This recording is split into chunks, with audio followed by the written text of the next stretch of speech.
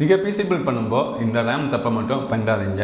RAM வாங்கும்போது நான் சொல்கிற மாதிரி இப்படி வாங்குங்க. ஆக்சுவலாக ரேம் வாங்குறதுலேயே நிறைய பேர் எக்ஸ்ட்ரா காசு ஸ்பெண்ட் பண்ணுறாங்க. அந்த காசுக்கு அதர் பார்ட்ஸே அப்கிரேட் பண்ணலாம். சில பேர் தப்பான ரேம் சூஸ் பண்ணுறதுனால 20% FPS வரைக்குமே ட்ராப் ஆகுது. ஸோ வாங்க இந்த வீடியோவில் நான் டீட்டெயிலாக சொல்கிறேன். ஸோ மோஸ்ட் ஆஃப் த ரேமில் டிடிஆர்னு போட்டிருப்பாங்க. ஆக்சுவலாக டிடிஆர்ங்கிறது டபுள் டேட்டா ட்ரான்ஸ்ஃபருங்கிறது தான் அதோட மீனிங். அதாவது நீங்கள் இப்போது 3200 MHz ரேம் வாங்குறீங்கன்னா ஆக்சுவலாக அது 1600 MHz தான் இருக்கும். அதாவது டிடிஆர்ங்கிறது டபுள் டேட்டா ட்ரான்ஸ்ஃபர். ஸோ 1600 × 2 அப்படி தான் 3200 MHz வருது அந்த ரேம். இதனாலே சில சாஃப்ட்வேர்ஸ் எல்லாம் யூஸ் பண்ணும்போது அதில் நீங்கள் 3200 MHz ரேம் யூஸ் பண்ணாலுமே சம்டைம்ஸ் 1600 தான் காமிக்கும். இதை பார்த்துட்டு நிறைய பேர் இது ஏதோ ப்ராப்ளம் இருக்குது, ஃபிக்ஸ் பண்ணணும் அப்படின்னு சொல்லி நிறைய பேர் தேடிட்டு இருப்பாங்க. ஆக்சுவலாக அது நார்மல் தான். அப்புறமா ரேமோட ஸ்பீடை நீங்கள் நினச்சிட்டு இருப்பீங்க மெகா ஹெர்ட்ஸில் தான் மெஷர் பண்ணுறாங்க. ஆனால் அப்படி கிடையாது. ரேமோட ஸ்பீடை மெகா ட்ரான்ஸ்ஃபரில் தான் கால்குலேட் பண்ணுறாங்க. அப்புறமா லேட்டன்சி நீங்கள் ரேம் சூஸ் பண்ணும்போது பார்த்துருப்பீங்க. ரேம் பக்கத்துலேயே CL16, CL22, CL18 இந்த மாதிரிலாம் போட்டிருப்பாங்க. அதாவது அந்த ரேமோட லேட்டன்சி தான். ஸோ இப்போ ரேமோட லேட்டன்சி ரொம்ப கம்மியாக இருந்துச்சுன்னா அதால் அந்த அளவுக்கு ஃபாஸ்ட்டாக டேட்டா ட்ரான்ஸ்ஃபர் பண்ண முடியும். ஸோ இதனால் ரொம்ப கம்மியான லேட்டன்சி இருக்க ரேம் அப்புறமா ஹை ஸ்பீடு ரேம் இதை வாங்கினா அட்வான்டேஜ் தான் கேட்டிங்கன்னா ஆமாம், ஓகே தான். ஆனால் ஹை ஸ்பீடு ரேமில் லேட்டன்சி ரொம்பவே அதிகமாக இருக்கும். அப்புறமா XMB இதை எக்ஸ்ட்ரீம் மெமரி ப்ரொஃபைல்னு சொல்லுவாங்க. XMB இன்டலோடது. அதாவது XMBயை இன்டல் மதர்போர்டில் மட்டும்தான் பார்க்க முடியும். அதே AMD மதர்போர்டில் எல்லாம் பார்க்க முடியாது. இதுக்காகவே AMD DOCP அப்படின்னு ஒன்று இன்ட்ரடியூஸ் பண்ணாங்க. இந்த DOCP XMB இது ரெண்டுமே சேம் தான். இது ரெண்டுமே ஒரே வேலையை தான் செய்யுது. ரேமை ஆட்டோமேட்டிக்காக ஓவர் கிளாக் பண்ணுறது. ஸோ ஆட்டோமேட்டிக்காக அது ஓவர் கிளாக்னு சொன்னால் இது ஆட்டோமேட்டிக்காலாம் எனபிளாக இருக்காது. நீங்கள் ஒரு XMB சப்போர்ட் இருக்க மதர்போர்டு யூஸ் பண்ணுறீங்கன்னா அதோட பயோஸில் போய் நீங்கள் தான் மேனுவலாக அந்த XMB ப்ரொஃபைலை எனபிள் பண்ணுற மாதிரி இருக்கும். ஸோ இதுவே நீங்கள் XMB ப்ரொஃபைல் மேனுவலாக ஓவர் கிளாக் பண்ணுறீங்கன்னா மேனுஃபேக்சர் வெப்சைட்டில் போய் அவங்க எந்த அளவுக்கு ஃப்ரீக்வன்சி எந்த அளவுக்கு வால்டேஜ் சொல்கிறாங்களோ அந்த அளவுக்கு மட்டும் யூஸ் பண்ணுங்கள். அதுக்கு மேலே ஏதாவது யூஸ் பண்ணி தப்பாகிடுச்சுன்னா நம்மளால் வாரண்டி கூட கிளைம் பண்ண முடியாது. அப்புறமா ரொம்ப முக்கியமான விஷயம் என்னென்னா நீங்கள் ப்ரீபூட் பிசி பார்த்துருப்பீங்க. அந்த டெல் HP இதெல்லாம் ரொம்ப கம்பேக்டாக இருக்கும். அந்த மாதிரி பிசிலெல்லாம் XMB ப்ரொஃபைல் மோஸ்ட்லி இருக்காது. அதில் இருக்க பயோஸால் XMB ப்ரொஃபைலை சப்போர்ட் பண்ண முடியாது. ஸோ இந்த மாதிரி ப்ரீபூட் பிசி வாங்கும்போது மதர்போர்டு என்ன போட்டிருக்காங்க, இந்த XMB ப்ரொஃபைல் சப்போர்ட் இருக்கான்னு பார்த்து வாங்குங்க. ஸோ இப்போ ரேம் பற்றி பார்த்துட்டோம். நம்ம பிசி பில்டுக்கு எப்படி தான் ரேம் சூஸ் பண்ணுறதுன்னா எப்போவுமே நீங்கள் உங்கள் பிசி பில்டுக்கு ரேம் சூஸ் பண்ணுறீங்கன்னா ஒரு கிட்டாக வாங்குங்க. அதாவது 8x2 கிட் இல்லைன்னா 16x2 கிட் இந்த மாதிரி வாங்குங்க. இப்படி வாங்குறதுனால சேம் பிராண்டில் சேம் ஃப்ரீக்வன்சியில் நமக்கு ரேமும் கிடைக்கும். அதே வேளையில் நம்மளால் டுவல் சேனல் ரேமாவும் யூஸ் பண்ண முடியும். ஸோ டுவல் சேனல் ரேம்ங்கிறது ரெண்டு ஸ்டிக்குமே இண்டிவிஜுவலாக ஒர்க் ஆகும். இதுவே நீங்கள் பக்கத்து ஸ்லாட்டில் 2 ரேம் போட்டாலுமே அது சிங்கிள் ஸ்டிக் ரேமாக தான் யூஸ் ஆகும். நீங்கள் ஒரு ஸ்லாட் தள்ளி இன்னொரு ஸ்லாட்டில் போட்டால் அது டுவல் சேனல் ரேமாக யூஸ் ஆகும்.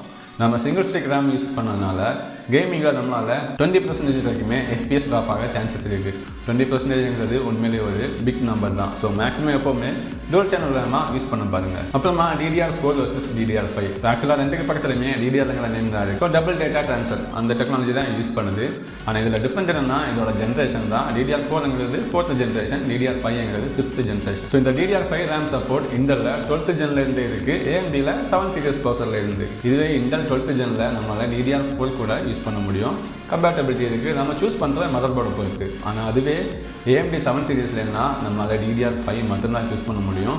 எந்த ஒரு பேக்வார்ட் கம்பேட்டபிலிட்டியுமே கிடையாது. இப்போ DDR5 ரொம்ப லேட்டஸ்ட் டெக்னாலஜி, அதாவது புதிய மாடலுங்கிறதுனால அதோட ப்ரைஸ் எல்லாமே ரொம்ப ஹையராக தான் இருக்கும். அது ட்ராப் ஆகிறதுக்கு கொஞ்சம் டைம் எடுக்கும். ஸோ அப்புறமா DDR5 vs DDR4 இதில் எது பெட்டர், எது கேமிங்க்கு ரொம்ப யூஸ்ஃபுல்லாக இருக்குன்னு கேட்டிங்கன்னா DDR4 தான். ஆக்சுவலாக நம்ம பே பண்ணுற காசுக்கு DDR4 தேவையான அளவுக்கு பர்ஃபார்மன்ஸை கொடுக்குது. ஆனால் DDR5ல் நம்ம பே பண்ணுற காசுக்கு அந்த அளவுக்கு டிஃப்ரெண்ட்லாம் நம்மளால் பார்க்க முடியாது.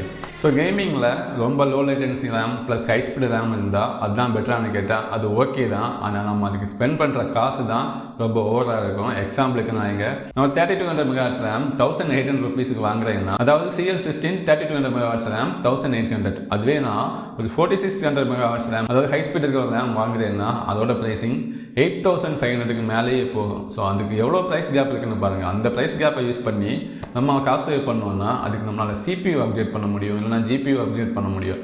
ஸோ அந்த மாதிரி அப்கிரேட் பண்ணனால நமக்கு அதில் இன்னுமே அதிகமான பெர்ஃபார்மன்ஸ் கிடைக்குது. ஏன்னா நம்ம இங்கே 3200 MHzலேருந்து 4600 MHzக்கு நம்ம Nvidiaவோட 3 series GPUவில் போனால் கூட 5 to 7% தான் பெர்ஃபார்மன்ஸ் இம்ப்ரூவ்மெண்ட் இருக்குது. அந்த FPSக்கு நம்ம ஸ்பெண்ட் பண்ணுற காசை சேவ் பண்ணி CPU GPUவில் யூஸ் பண்ணோன்னா இன்னும் பெட்டரான ஒரு பெர்ஃபார்மன்ஸை நம்மளால் அச்சீவ் பண்ண முடியும். அதனால தான் ஹை ஸ்பீடு ரேம் போகிறதெல்லாம் அவ்வளோ பெட்டரான ஐடியாவாக இருக்காது.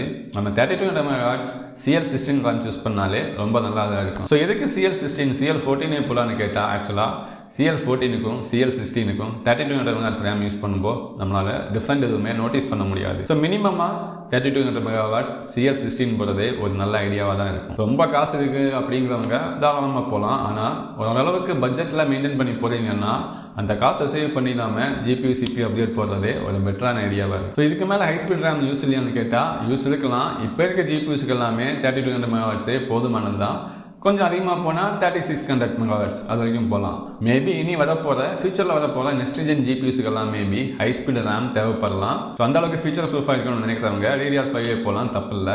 மற்றபடி ஓரளவுக்கு பட்ஜெட்டில் மெயின்டைன் பண்ணி போகிறவங்களுக்கு, ஸோ கொடுக்குற காசுக்கு ஒத்தான பெர்ஃபார்மன்ஸ் வேணும்னு கேட்குறவங்களுக்கு DDR4 போதுமானது தான். ஸோ நமக்கு கேமிங் பண்ண எவ்வளவு ரேம் தேவைப்படுது? ஆக்சுவலாக கேமிங் பண்ணுறதுக்கு 16 GB போதுமானது தான். ஆனால் அதை டுவல் சேனலாக யூஸ் பண்ணணும். 8x2 யூஸ் பண்ணணும், சிங்கிள் ஸ்டிக்காக யூஸ் பண்ணக்கூடாது. இல்லைனா 16x2 கூட யூஸ் பண்ணலாம். கேமிங்க்கு 16 GB ஓகே தான். நீங்கள் கேமிங் மட்டும் பண்ணுறீங்கன்னா, சம்டைம்ஸ் நான் கேமிங் பண்ணுவேன், ஸ்ட்ரீமிங் கூட சின்னதாக பண்ணுவேன், ஏதாவது பேக்ரவுண்டில் சின்ன டாஸ்க் பண்ணுவீங்கன்னா 32 GB போகலாம். மற்றபடி எடிட்டிங் பண்ணுறவங்க, அதாவது ஃபுல் டைமாக நான் எடிட்டிங் மட்டும்தான் பண்ணுறேன்னாங்க மினிமமாக 32 GB போகிறது தான் பெட்டராக இருக்கும். ஸோ இப்போ நான் ரெக்கமெண்ட் பண்ணுறேன், கொஞ்சம் ரேம் பார்க்கலாம். ஸோ பட்ஜெட் ரொம்ப டைட்டாக இருக்குது. ரொம்ப முடிஞ்ச வரைக்குமே பட்ஜெட் சேவ் பண்ணி பெஸ்ட்டான ஒரு ரேம் வேணும்னா நீங்கள் A-Dataவோட D30 சூஸ் பண்ணலாம். இது 3200 CL16 ரேம் தான். A-Dataவோட சர்வீஸ் சென்டர்ஸ் கூட நிறையவே அவைலபிளாக இருக்குது இந்தியாவில், சென்னையிலையும் இருக்குது. ஸோ வாரண்டி சர்வீஸில் கூட பிரச்சனை இருக்காது. அதே வேளையில் நம்ம பே பண்ணுற காசுக்கு ஒத்தான பெர்ஃபார்மன்ஸை கொடுக்கும். இந்த ரேமோட ப்ரைஸிங் இப்போதைக்கு 1800லேருந்து 1900க்குள்ளே இருக்கும் இந்த ரேம். நீங்கள் பட்ஜெட் PC பில்ட் பண்ணுறீங்க, இல்லைனா மிட் ரேஞ்ச் PC பில்ட் பண்ணுறீங்கன்னா தாராளமாக இந்த ரேமை சூஸ் பண்ணலாம்.